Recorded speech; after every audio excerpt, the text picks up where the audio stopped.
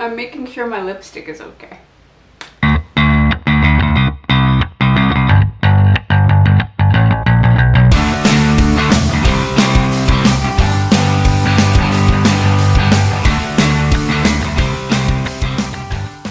Well, hello everyone. Welcome to episode 3 of the Sassy Knits podcast.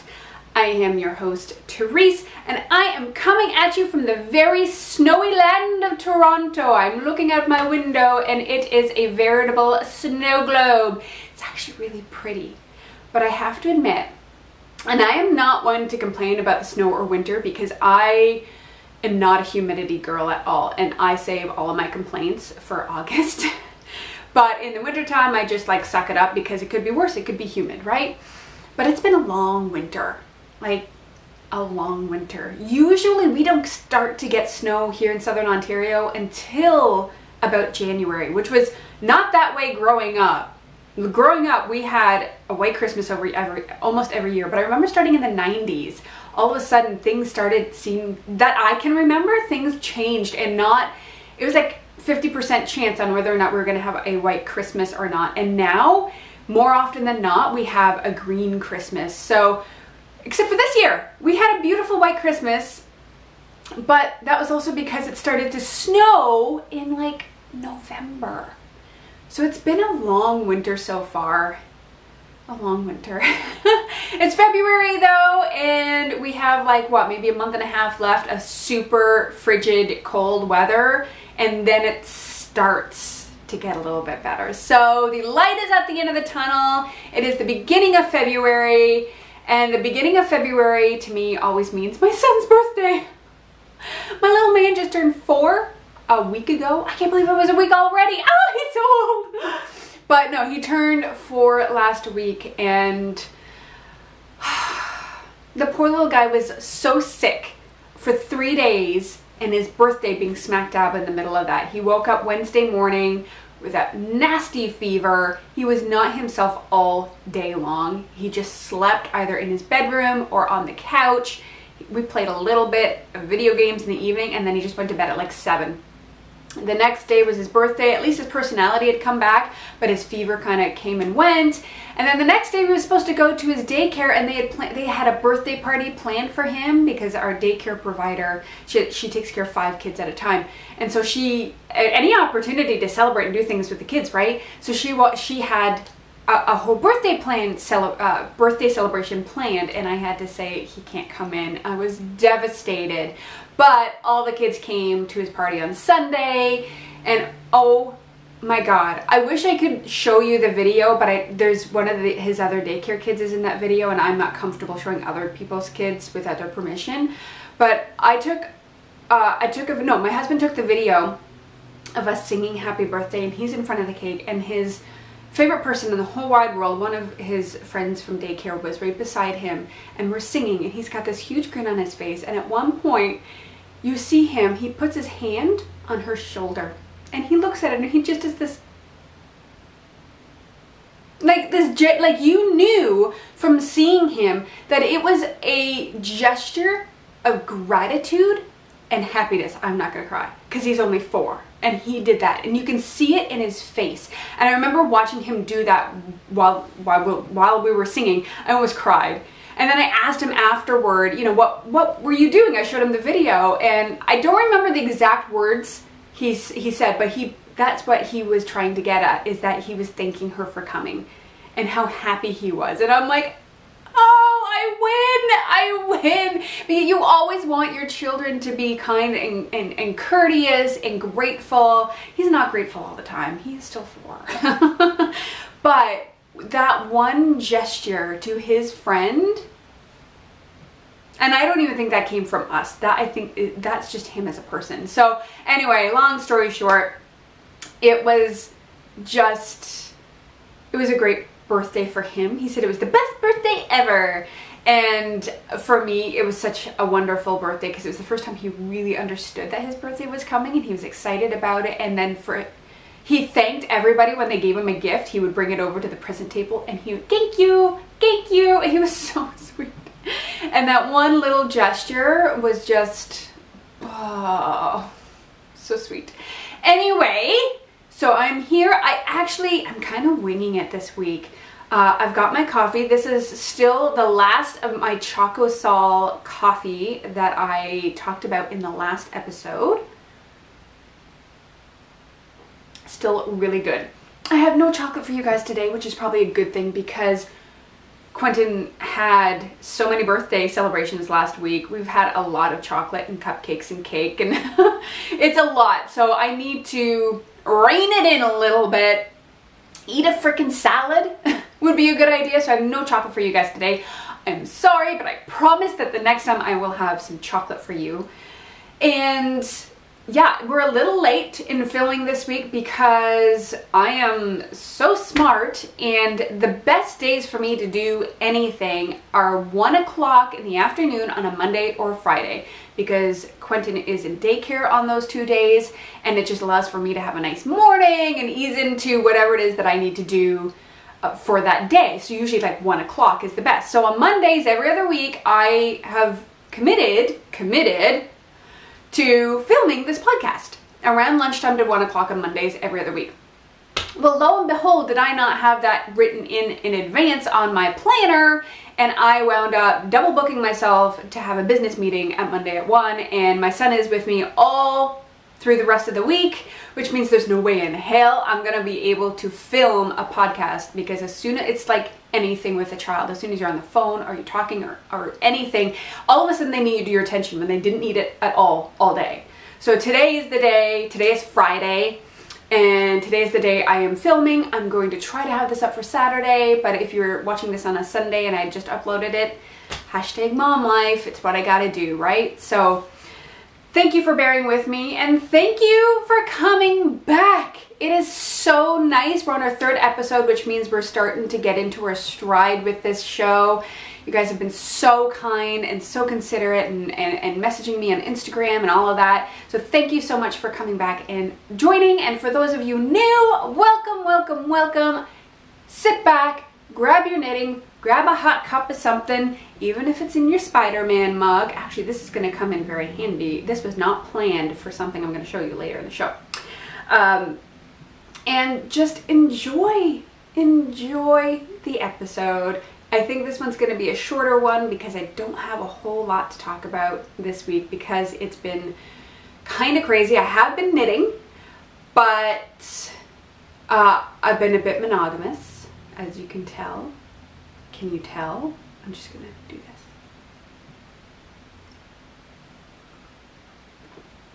this. Was that sexy? That was not sexy, was it? Let's get into some finished objects, shall we? Elephant in the room. I am done. My Emmy shawl. Let me unravel it. Oh my, guys. Is this the right? Yeah, I had it on the right way. Look at this. Look. Does that not remind you of, like, this is actually more like a sunset. The ball it comes in, I think it's really, you're supposed to do it like this, so it's like a sunrise, the darkness to the pink to the blue sky. But this is my Emmy shawl, and by the Blue Brick, and it's in the yarn by the Blue Brick. This is Peggy's Cove. I finished it last week. I blocked it, and I've been wearing it, and everyone's been commenting on it, and it is now my new favorite thing. Oh my goodness, I'm so excited about it. Now, I did have an instance while knitting this. I was right here. Right here, there's a bit of a garter stitch. Garter stitch here. That I had put it down, I put my knitting down, and I came and picked it up later on, and I just started knitting away, and then I got just a couple rows in, and all of a sudden I'm looking down and I'm like, something is wrong. What did I do? I've been so militant in this shawl because I wanted it to be not perfect, but I wanted to do it right. Like with the one I'm going to show you in a minute, I didn't care if that was right or wrong. This one I care because I adored the yarn. I really wanted to show it off, and the pattern is just, it's so fun. So I was looking at it, I'm like, what happened to it? And then I realized I picked it up and started knitting backwards. So I was only 2 rows in, but I kind of had that famous knitting debate. Do I just chalk it up as a design element, or do I actually go back and fix it? And I hemmed and hawed, and I decided to go back and fix it. So, I don't think there's a right or wrong answer when it comes to that. You know what I mean? There's no right or wrong answer on whether or not you want to go and rip it out and do it again, or you just want to keep moving on. It's just personal preference, right? I have had a lot of design elements. In the other one, I have a lot of design elements. But this one, though, I decided in the end, well, the only reason I wanted to not bother was simply because I was afraid. I was scared. I'm still a little scared to fix my own knitting issues sometimes, especially when it's ripping it back and I don't want to drop stitches and it freaks me out. And I thought, no, the only way to move forward in your knitting expertise is to actually do the hard thing. So I did rip it out. I put my needles back in and I had only dropped 2 stitches.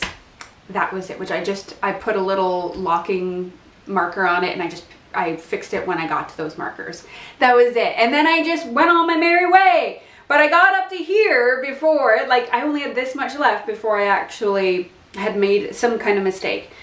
I gotta tell you, this has been, and I mentioned it a bit on the last podcast, but now that I'm finished it, this was such an enjoyable knit. It is not difficult. There are some fancy looking things. There's some lace in there too, but it's not hard. It really isn't that hard. I didn't really lose my space all that much on the way, and I was even doing the lace part while watching TV. But every section is split by this garter, stockinette garter pattern. But even that I didn't find very boring at all, because it was just a couple of rows of each, and then you went into something fun and something different. And I was talking about that bamboo stitch last week, and that was just really fun to keep doing because it was such a new stitch for me. And then combining that with the yarn with a beautiful gradient, like an ombre gradient, made this shawl such an enjoyable pattern. So I can't highly recommend it enough. I really do suggest getting out there. Obviously, I would suggest getting a blue brick ombre because they're fantastic, but you know, do what you want. Do what you want. What you want, what you want. 90s rap here. So this is my favorite thing of the moment.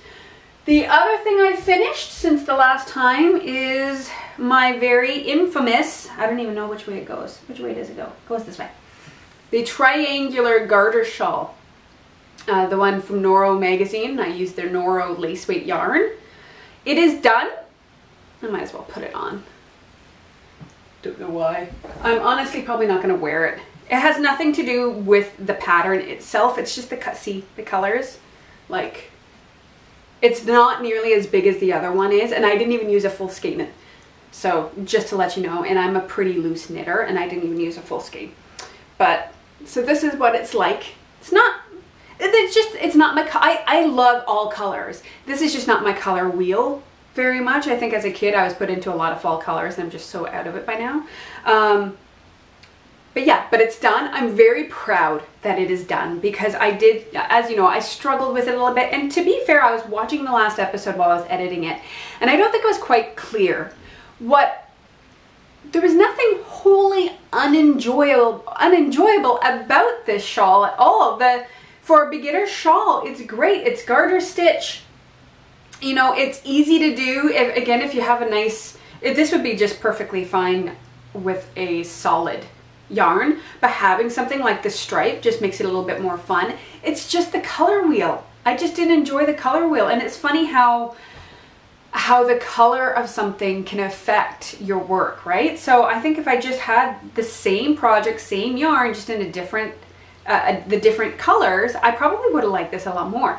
There are a lot of design elements in this. I screwed this up. I don't even think it's like it's probably the proper length. I have no idea how many stitches are on here.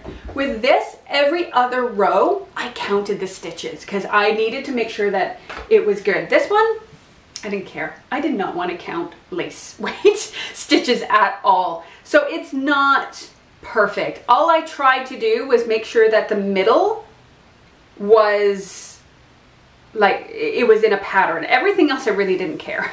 I did my best, and you can't tell. You absolutely can't tell. So I don't really care. But it's just not my color wheel, and that is why I wasn't too huge into it, but everything else about it is fine. It's a very short shawl, so if you just need something to wrap around you when you go out, this is way more of an accessory shawl, which I'm not really an accessory shawl kind of person. I like the bigger ones because it acts as a scarf. And I never really had like a triangular shawl before, and my husband's like, it looks nice, but also makes you look like a really pretty cowboy. So I might try some like crescent shawls and some round shawls and just see if there's one I like more than the other. But anyway, I'm finally done. The triangular, what is this called? The garter lace triangle shawl by Noro, and I used the Noro lace, self-striping lace on that one. And to be fair, that's pretty much all I've done because I worked on the shawls pretty monogamously. But I did finish the lace weight, and I decided I was inspired by Tyler of Wool Needle Hands, the Wool Needles Hands podcast. Well, Needles Hands, yeah, podcast. And she is due with a little baby boy, I think next month in March. And she had a goal to knock out some dishcloths before her baby arrived, because y'all know when you've got a baby, you can never have too many dishcloth, like little face cloths and dishcloths around. They work for everything. And I realized I have not knit one in years, even though that's what I started with and all I ever knit for years. And I never knit them for myself. I always knit them as gifts. So she inspired me that as just something quick to do, to start making face cloths. Not necessarily these are for dishcloths, because I'm making these ones for a reason, and I've only just finished the one so far. I just took all of my old cotton yarn that I've had for years, and it's such an easy knit. Stick it down by the TV and I just pop it out and I just knit. Anyway, I've just finished the one so far. It's a little wonky. It's like rounded here and then pointed here. You can tell where I started and finished. But anyway, I just knit the one here, and I want them for my bathroom. I want to knit about 7 of them, so 1 for each day of the week, because I started to use this new cleanser. It's a cleansing balm, and so it comes in a little pot, and it's like a balm. You know what a balm is, almost like pomade that you would put in your hair. It's kind of the same texture, but it's a little bit more oily, and you take it and it just kind of starts to dissolve in your hands, and you use it as a cleanser on your face, especially if you want to take all your makeup off at the end of the day. You just put it around, but instead of just rinsing it off right away because there's oil on it, you actually take a cloth and you rinse it, you wipe it. You wipe it off of your face, and then you rinse it off. So I wanted to make sure that I had some face cloths in my drawer at the ready, so I can just take it, because you're probably not going to use it. Maybe you might want to use one side one day and the other side the other day, but then you're done, right? So, and I'm not about that disposable life. So I'm going to be making about 7, maybe 10 of these just to keep in my bathroom, and I think I'm going to make some more for some of my customers down the road who might also want to get that cleansing balm, because it is amazing. It has made my skin so moist. Oh, it's so good. So anyway, that's all I have for finished objects for this episode. I know, it's not many. And wait till you see my works in progress, because you'll be like, do you even knit? Because it's not a lot. But I've been a little busy, and you know I'm a monogamous knitter, so we've dealt with this before. So speaking of works in progress and face cloths, I am back with my very popular RC Bois Joli project bag. They come in handy. I keep using these bags, gift bags, until they fall apart.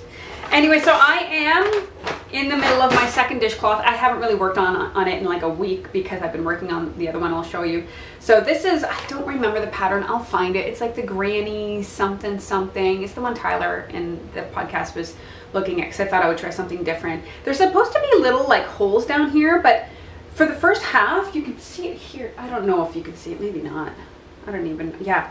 So from here to here, you don't see any holes in the side, but from here and up, you see that there's these little holes, little lace. The lace is supposed to go all the way around, but you can't see it at all. But I'm following the pattern. So I don't know if it's just my knitting or what. I don't really care. They're for me, whatever. Anyway, so I am almost halfway through my second one. I have a bunch of different colors. These are just the Bernat Handicrafter cotton. Like, I have so much of this around my house, it's ridiculous. I have little ones, I have huge ones, tons. So I'm gonna make one in that color. I just popped out this color too. I have more of the one that I made before. I think I have 2 balls each of these, like all of the ones I just showed you. I also have a huge one. Like, I've got lots of fun different colors. So that is on those needles, which I'll usually put down in the basement, which is also our entertainment room, and when I'm down there, I knit on that. When I'm on the main floor, I knit on something else. This is how I can remain monogamous but also play around at the same time. I can keep my projects separate from each other so they don't know what's going on with each other. Right now, they're on separate sides of the room. They have no idea. So my second work in progress, it's almost a hoe, but not quite, is my next pair of socks, my February socks. And you might remember from my first episode, I had this mystery ball of self-patterning yarn. It did not come with a ball band. At the store, we could not find the ball band, but I said I love the colors, and I think half the fun is going to be in watching the pattern develop when I knit it up. So I bought it anyway. It's a 4-ply, I believe. It's a 4-ply. I don't know anything more than that. And this is how it's knitting up. Isn't that awesome?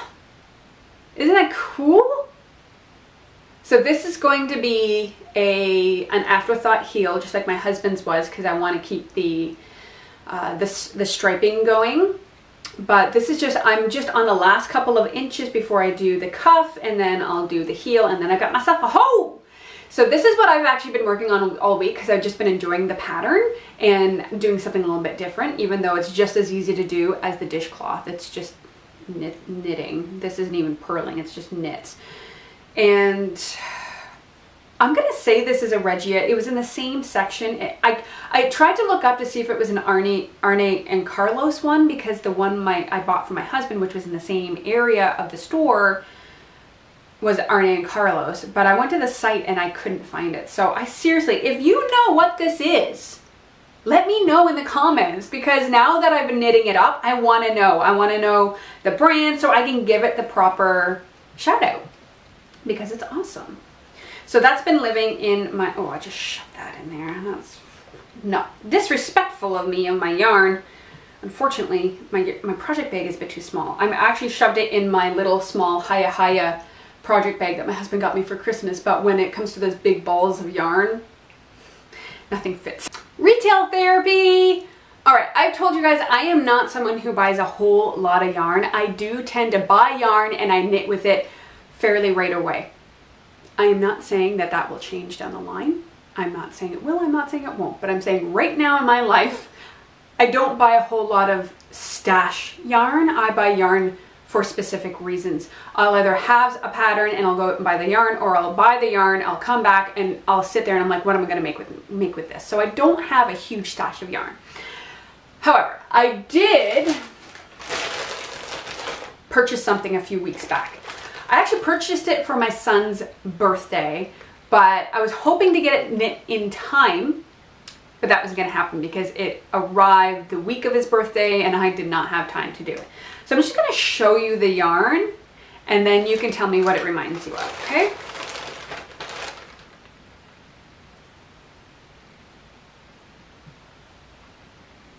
Look familiar? Spider-Man, Spider-Man, does whatever a spider can, spins a web any size, catches thieves just like flies. Hey there, here comes the Spider-Man. Coffee. Anyway, this is Spider-Man yarn. This yarn comes from Ginger Snaps. on Etsy, or Ginger Snap. This is a 100% superwash merino. It's a worsted weight. It's 218 yards. It is her undercover superhero in the colorway of Spidey.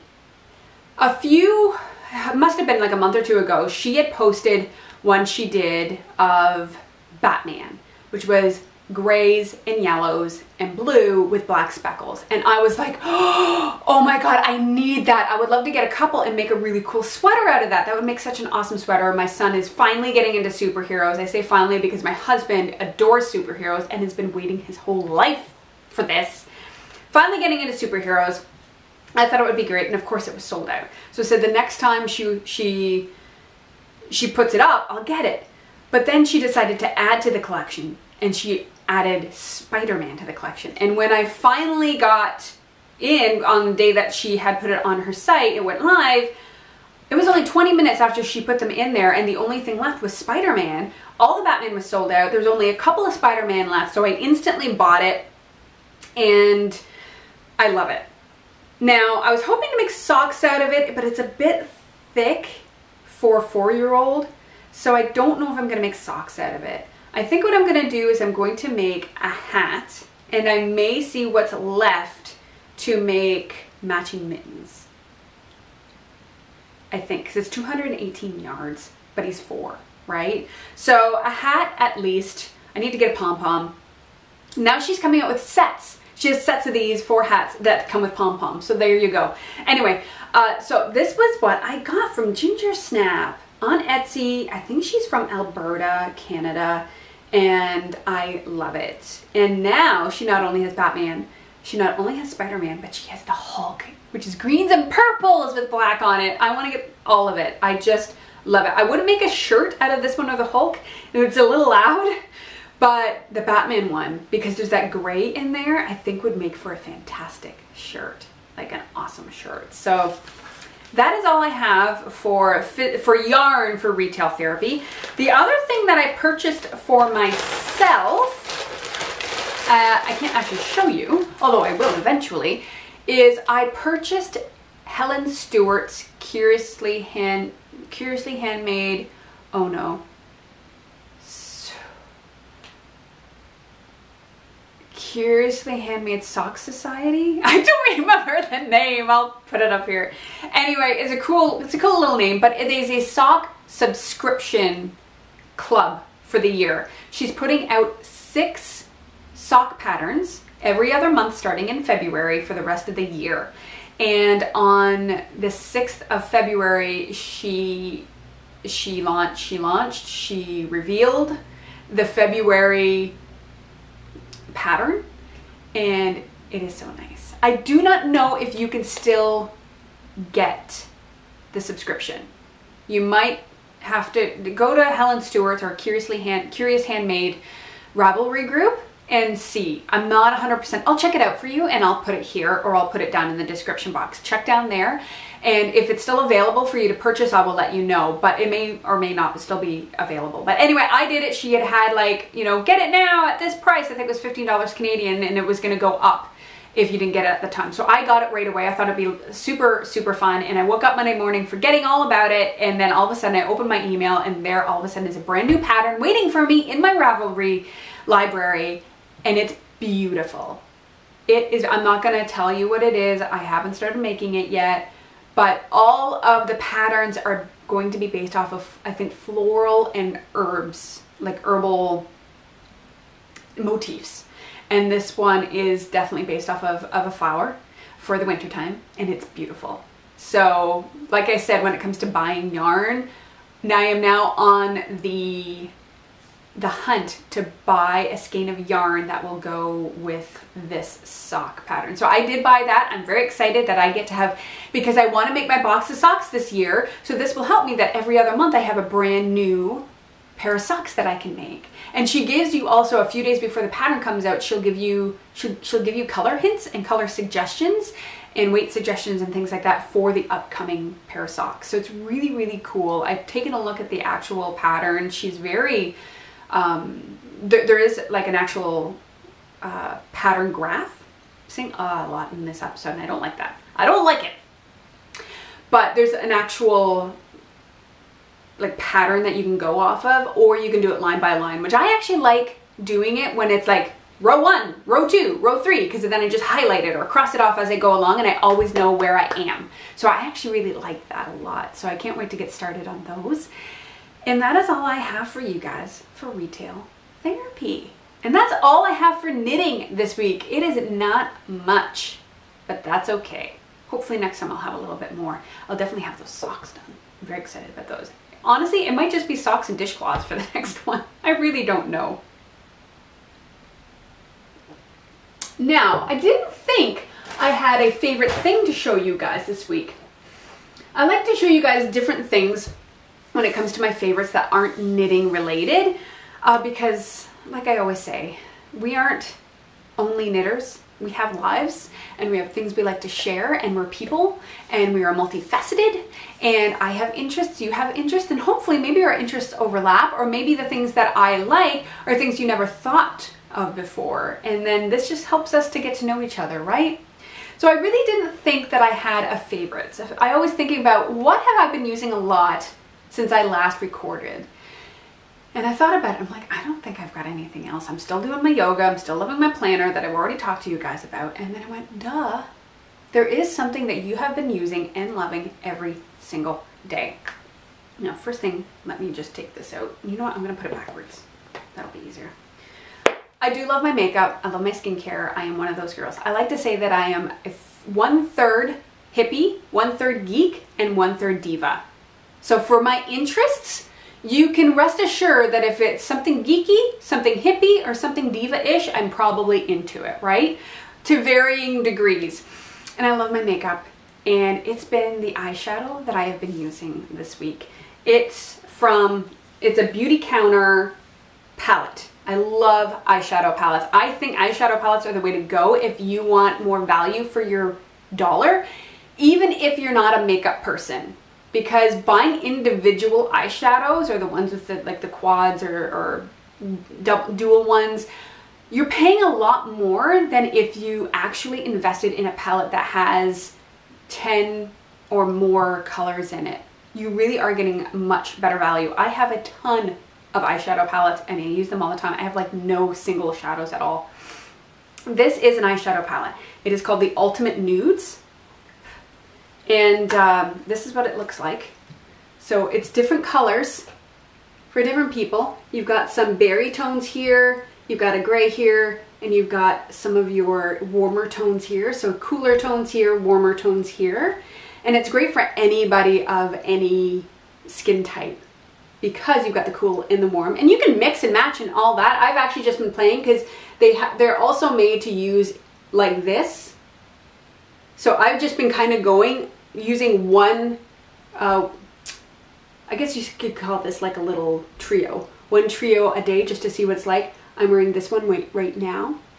And they blend so well into each other. The difference with this and a regular palette is that, and this is something that I'm working on very hard this year because it's very important to me. I won't get into it too much, but the personal skincare, personal products, things we use on an everyday basis in the bathroom, on our face, on our skin, it is virtually unregulated in North America. You can put pretty much anything in them and nobody's going to care. There are very few chemicals. Here in Canada, there's only 600 chemicals and ingredients that are actually banned in the personal care products. In the United States, only 30. The European Union has over 1,400. So that's a problem. I don't think that the European Union is paranoid enough to ban that many chemicals from their personal care products. So why is it that Canada and the United States are so far behind? There is virtually no regulation in the things that you can have in your personal care products. There are known carcinogens, cancer-causing agents in there. For me, I have an autoimmune disease. The more I looked into it, the more I understood that your environment and the things that you not just put in your body but on your body can actually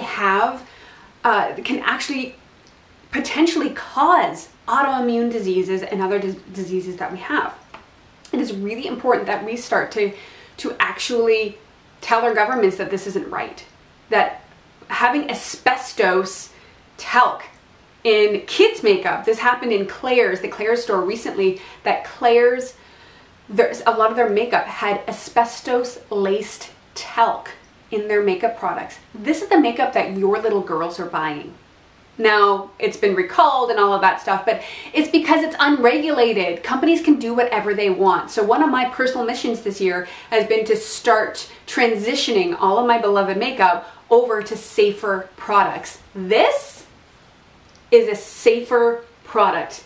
I love my eyeshadow palettes. I'm not going to name the big ones, but you know what I'm talking about. They might have to do with being naked. I love them, but there's no regulation behind them. They can use whatever they want in their formulation to sell to you, and you can buy it. This has over 1,500, this brand, Beauty Counter, has over 1,500 ingredients on their never list. These are the ingredients that they have voluntarily banned from their ingredients, or from their products. And there are other products out there that do claim to be safer, and they might be safer, but I've always found that their performance sucks because they are so mission driven on being safe. They haven't thought all that much about performance. So I like this because it holds up just as well as my beloved like more unsafe products. Like the coverage, I don't have to build up to get this makeup on. I just slap it on, blend it in, and I'm good to go. And it's lasted me all day, and I have super oily eyelids, and usually eyeshadow kind of just moves around on my eyelids. This stuff is amazing. It's amazing. It's got all of these colors. This is actually a mirror that pops out. I just put it the other way so you guys don't get like an infinite amount of you in it, but it pops right out, which is super cool. Anyway, so this is what I have been using all week. I've actually been testing this brand out so much that I have become a consultant. So I'm going to just put the link for you to check this out down below. And I do highly suggest checking out the rest of the site if you understand that the things that you put, your shampoo, your conditioner, your body lotion, your makeup. Did you know that you eat a pound? As a woman, you will eat a pound, the equivalent of a pound of lipstick every single year. But your lipstick is unregulated. It's absolutely unregulated. You do not know what is in what you're ingesting.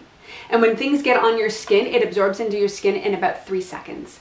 So if there are any kind of unsafe materials in that have not been tested for human safety, we don't know what that's doing to our bodies. So you can tell, I'm really getting passionate about this. And this thing, oh my God, I love it so much. I've been using it every day. So hopefully you are a makeup person. If not, I am sorry, but it's also in your skincare. It's in your soap. Even if you use a bar of soap, it's probably even worse for you because it probably has a lot of sulfates in it that are really terrible for you. It's really not safe. So I'm just gonna be on my soapbox and say this is the perfect time for you guys to start looking at your products, seeing what's in them, questioning what's in them, and start looking for safer alternatives. That's all I'm gonna say. That is my very favorite object, my favorite thing for the week, because it is phenomenal. It's getting chilly in here. I think I'm just going to have to put on a shawl. I'm always fiddling. I just don't know about triangular shawls. The other thing is I will admit this is the first time I've actually washed a hand-dyed yarn. I know, weird, right? And man, I was telling Alan later, I'm like, I put that in the sink, in the wash, and I knew that a little bit of dye will come out. That's normal for a hand-dyed yarn, that a bit of the dye will come out. It doesn't affect this, it doesn't take away from the color in the yarn. But it's as if my brain did what is that, a flash reverse? How is that? Like it just zoomed back. I had a flashback. Thank you. I had a flashback of how this shawl came to be, because not only did some of the color come, again, I don't want to say the color is coming out, but some of the color comes into the sink when you wash it, which reminds you, someone with their own beautiful hands dyed this yarn, but then there's an overwhelming smell of sheep, of farm animal that comes out of it as well. And I was like, whoa. And then you are very much reminded that this also came from a farm, from an animal, and somebody had to shear that sheep and make this yarn, which was then which was purchased by the yarn dyer, who then dyed the yarn after coming up with this beautiful inspiration and then shipped it to the store. I bought it, I decided the design, and I knit it up, and now I'm wearing it. So it was really kind of cool. I mean, it's not the best smell in the world, you know, but it reminds you of where it came from. And I think that's something that kind of unites us all as knitters, because I was thinking the other day while knitting that I was thinking about my son and him getting older, and I'm getting older. I'm going to be 39 this year. I'm so close to 40, and it doesn't freak me out. It freaks me out, but not in a bad way. I'm just surprised. I'm like, what do you mean I'm almost 40? I do not feel 40. You know, you just don't feel that age, and I am fine hitting that number. I'm kind of sad that my 30s are almost done, because I had such a ball in my 30s, but I know my 40s are going to be even better. But anyway, you know, so I don't know about you, but kids age you, and I never really thought about age more so than I did when I gave birth to my son. And it's so true when they say that, you know, the days are long, but the years are short. Like, I know I sound so old and weird, but I find that at a certain age, I'm sure I'd be thinking about this regardless of if I had kids or not, but it's just even more so when you have kids. I've been thinking a lot about my family, and I see where people who are older get really into genealogy, because you start thinking about that. Like, ever since I had my son, I've started thinking more about my parents. And then I mean, I don't live that far from them. I live like an hour away. But I start thinking about my parents more, and I wish I was closer now. And I'm thinking, you know, because my parents are getting older. My dad is hitting 70 next month, which just makes me laugh, because I don't know how that happened. You know, he certainly doesn't act 70, you know, but I'm wondering if part of that is why I started to pick up knitting again, because I really picked it up last year. And the older I'm getting, the more I'm feeling like I want to connect with not just my family. Ooh, this is a conversation I never expected I was going to have, but with women in general. You know, I've been feeling that way a lot since I was pregnant too, because when you're pregnant, you're like, women have been doing this for thousands of years. And then the idea of giving birth has been done. You know what I mean? Like, it's such a connection to women and to the feminine, right? And I feel like part of me wonders, sorry if I'm not looking right out there, I'm just like thinking while I'm saying it. And when I think, I have to gaze off. But it makes me wonder if that's part of it. Like, I just wanted to connect with generations. I wanted to connect with older women, with wise, you know, the wise woman, and with my creative side. I think as women, even if you choose not to have children and not to give birth, the very act that we can give birth makes us creative, because that is the ultimate creation process, right? Is to create a child inside of you. And I feel lately I've been getting more attached to older things. Like, my mother gave me a shawl. I don't know if it was, I'm sure it was because of how older it was, if it was hand knit at one time, and it's just been felted over the years because it looks felted. And I think it might have been my great grandmother's shawl. It is scratchy as all hell. It's felted, all of this stuff, but I love it. It's one of my favorite things. I should show it to you next time. Or, you know, it's black. It's hard to take a good photo of, but maybe I'll put it on my Instagram.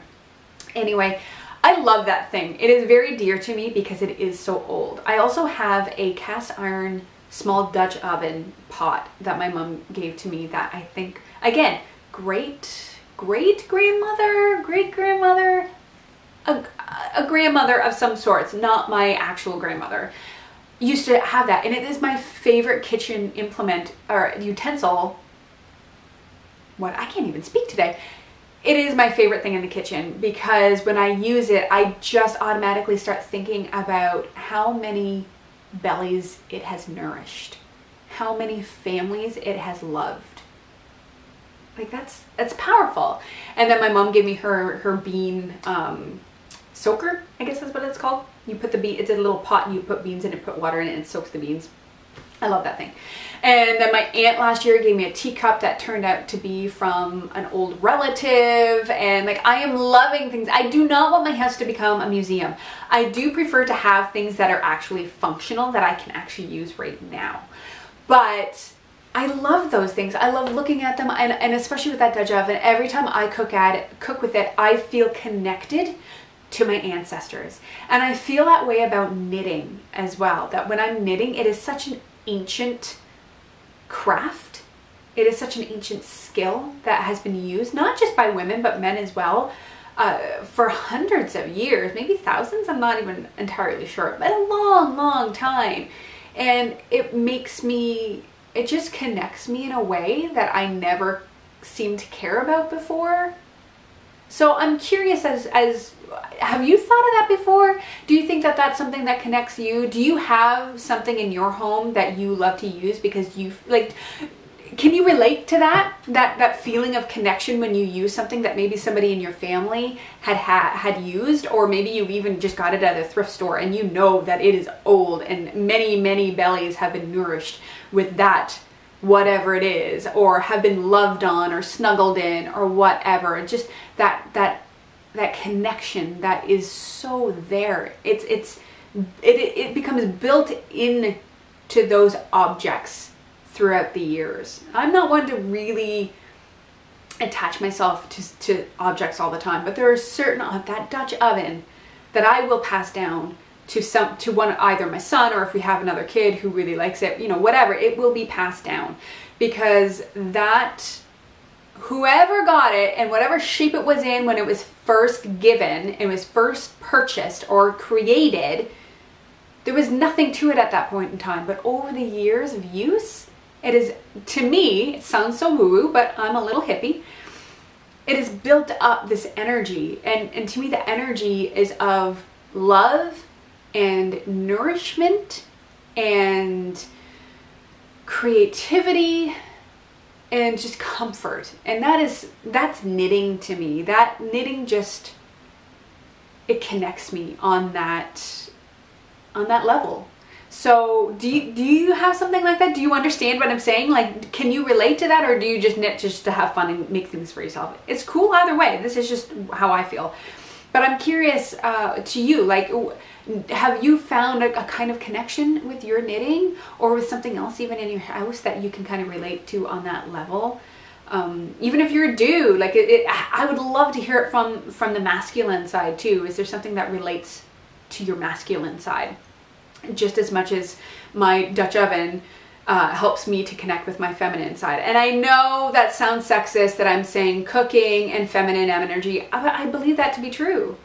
I'm not saying that men can't be nurturing. Of course, everybody has a yin and yang part of them, but I truly believe that cooking and cooking is a creative process. It's a nurturing thing, and that's the yin in us, and women and the feminine energy, we have a lot of that yin in us, and so we naturally do that. Not everyone's a natural cook, and that's cool too. I wasn't a cook until I was in my mid-20s, and now I love to cook.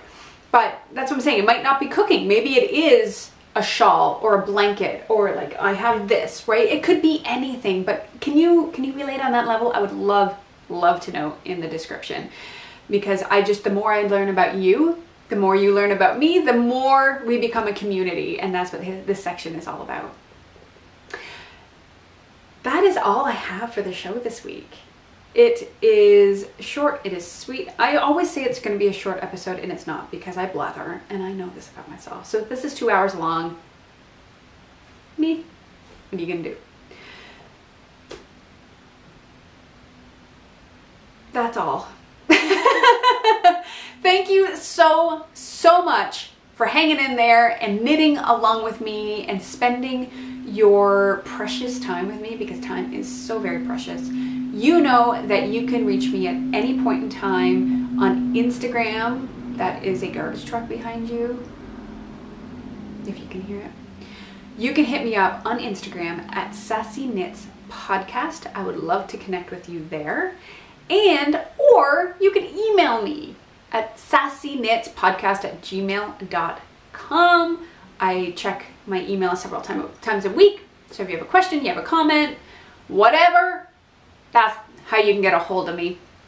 And I think I'm going to see you next time for our 4th episode. We're getting in there. I just don't know what to say at this point in time. I should probably just stop talking and say goodbye. But thank you so much for being here, for hanging out with me, spending your time with me, connecting with me. Please, if you are enjoying these shows, please give this show a thumbs up. Bing! Give it a subscribe. If you haven't subscribed already, make sure you leave me a comment and let me know what connects you to your, do you care about your ancestors? Do you care about connection in any way, or do you just want to freaking knit? Like, whatever, it's all cool. Let me know, and please spread the love. We talk about likes and, you know, likes and subscriptions and notifications and things like that. Not just because we want to feel good that our show is being watched. I mean, that's a small part of it, but also because that's how YouTube recommends it to other knitters. Because the more that you like it, the more that you subscribe, the more it comes up in people's feeds when they go knitting podcast in the search engine, the search function. That helps this show to get up there so more people can enjoy the show too. All right, guys, thank you so much. And I'll catch you on the flip side, yo. Bye-bye.